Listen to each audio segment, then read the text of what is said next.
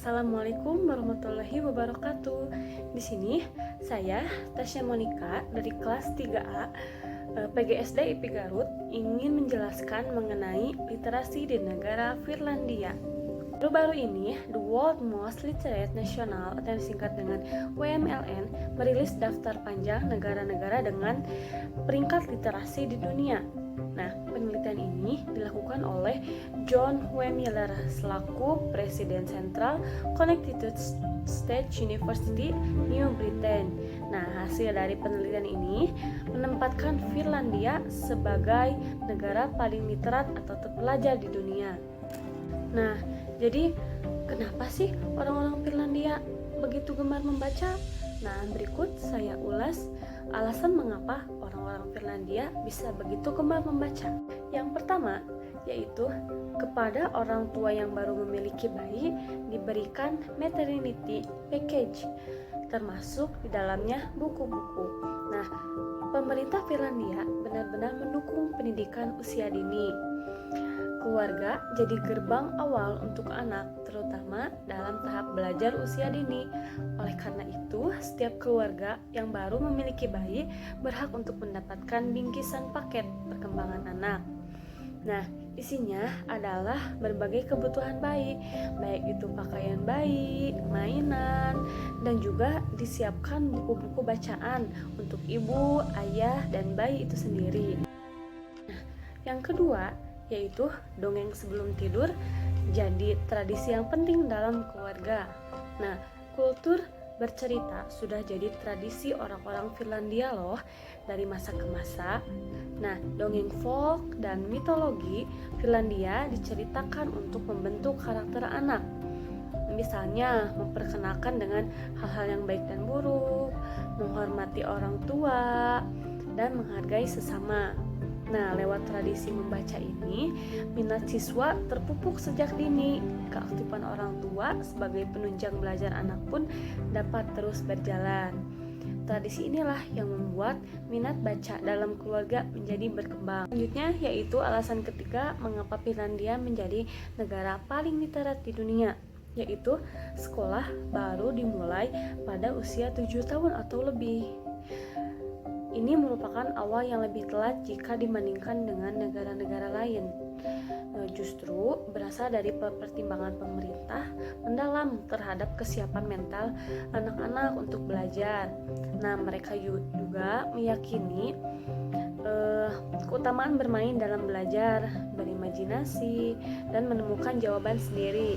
Anak-anak di usia dini justru didorong untuk lebih banyak bermain dan bersosialisasi dengan teman sebayanya. Bahkan, penilaian tugas tidak diberikan hingga mereka kelas 4 SD. Jenjang SMA pun, permainan interaktif masih mendominasi metode pembelajaran. Yang keempat, yaitu waktu istirahat sampai 15 menit untuk setiap 45 menit pembelajaran atau pelajaran. Nah, orang-orang Finlandia meyakini bahwa kemampuan terbaik siswa untuk menyerap ilmu baru yang diajarkan justru akan datang jika mereka memiliki kesempatan untuk mengistirahatkan otak dan membangun fokus baru. Mereka juga jadi lebih produktif di jam-jam belajar karena mengerti bahwa sebentar lagi mereka akan dapat bermain.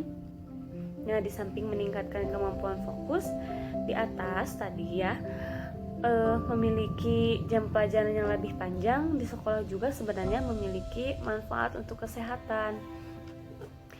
Jadi mereka jadi lebih aktif bergerak dan bermain, tidak hanya duduk saja di kelas. Dan di Finlandia juga tidak membebankan siswa untuk melakukan banyak PR atau tugas jika dibandingkan dengan Amerika Serikat yang membebankan siswa untuk melakukan homework atau pekerjaan rumah selama 2-3 jam per hari.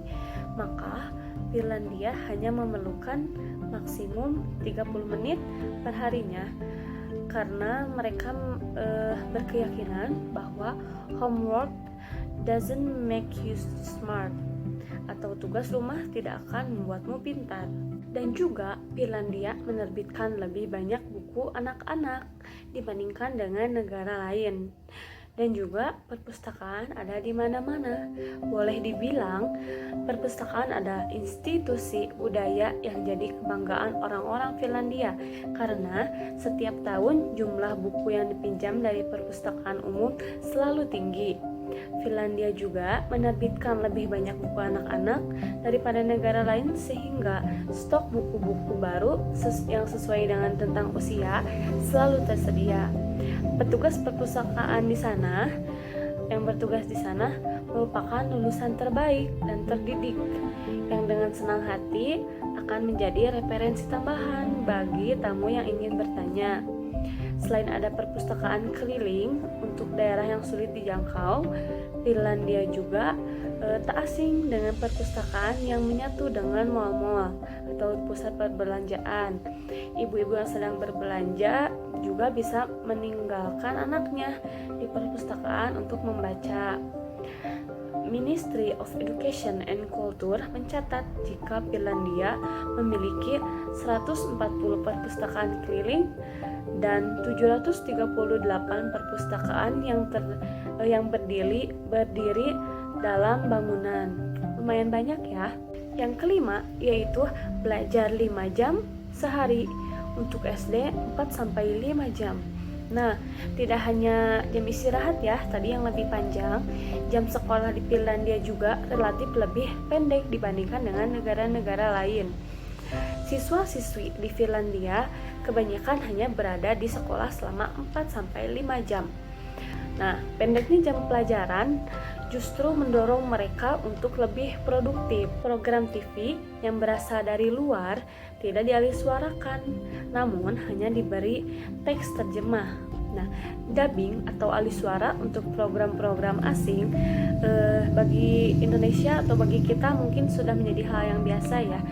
Lain halnya di Finlandia, mereka lebih memilih mencantumkan subtitle atau teks terjemah di tayangan asing yang tampil di TV. Tujuannya adalah untuk meningkatkan kebiasaan membaca pada anak. Jadi, jika mereka ingin mengetahui kelanjutan kisah superhero favorit mereka, tentunya mereka harus bisa membaca dengan cepat. Jadi, Finlandia memang sudah membuktikan hasil dari revolusi pendidikannya. Generasi cerdas dan terpelajar yang lahir dari minat membaca yang tinggi memang patut diacungi jempol.